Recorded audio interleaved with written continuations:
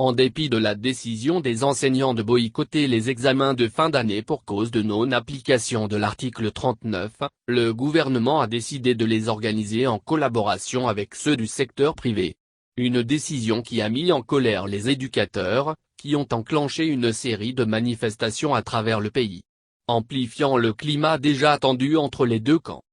Entre les syndicats de l'éducation signataires du 15 octobre 2016, campés sur l'application de l'article 39, et le gouvernement, décidé à unifier la grille des salaires, le bras de fer continue après l'échec des négociations la semaine dernière.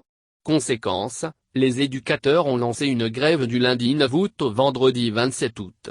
En cause, entre autres, selon eux, la volonté manifeste du pouvoir en place de ne pas appliquer les lois de la République, le non-respect du statut des enseignants, les intimidations et les menaces du gouvernement et la violation de l'espace scolaire par les forces de l'ordre dans certaines localités du Mali.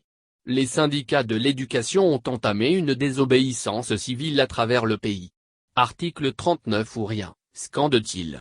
Le lundi 9 juillet, à Bamako et dans plusieurs capitales régionales, ils ont pris d'assaut les centres pour empêcher la tenue des examens DBT1 et 2.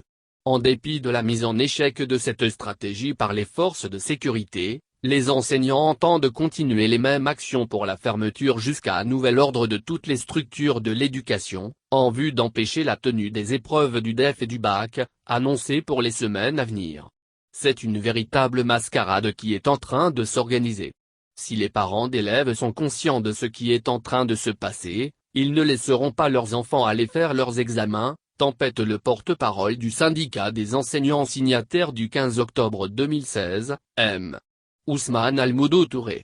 Ce dernier accuse le gouvernement d'aller ramasser des gens par-ci par-là pour surveiller les examens.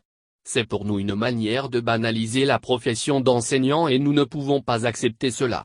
On ne surveillera pas et on ne corrigera pas les examens, fustige-t-il. Néanmoins, relativise M. Touré, avec l'implication de certaines associations de parents d'élèves pour la suspension de la désobéissance civile, la mesure pourrait être annulée. Malgré leur insistance, le gouvernement, après les épreuves du CAP et des BT1 et 2, planifie celles du DEF et du bac pour les semaines à venir. Nous assurons les parents, les élèves, le personnel d'encadrement et les surveillants que toutes les mesures sont prises sur les plans sécuritaires et pédagogiques pour que les examens se passent normalement, promet la ministre de l'Éducation, Madame Sidibé Ousmane. Pour elle, l'école est l'affaire de tous. Dans ce cadre, elle appelle au calme. Des actes de vandalisme ne doivent pas venir de responsables de l'école. Nous appelons à la retenue, car c'est l'avenir de nos enfants qui est en jeu, moralise Madame la ministre.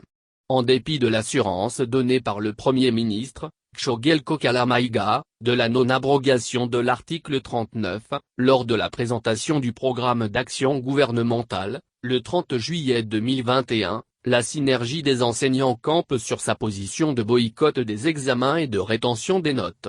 Dire que l'article 39 n'est pas abrogé n'est pas vrai. En la circonstance, l'article doit apporter des changements de l'ordre de 15,17% de bonification aux enseignants. Si on refuse de leur accorder cette augmentation, cela veut dire que ce n'est pas appliqué, dément le porte-parole. D'après lui, les enseignants du Mali resteront déterminés jusqu'à l'application de l'article 39.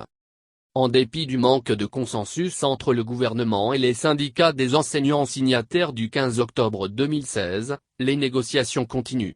Nous nous sommes rencontrés le mardi 10 août 2021.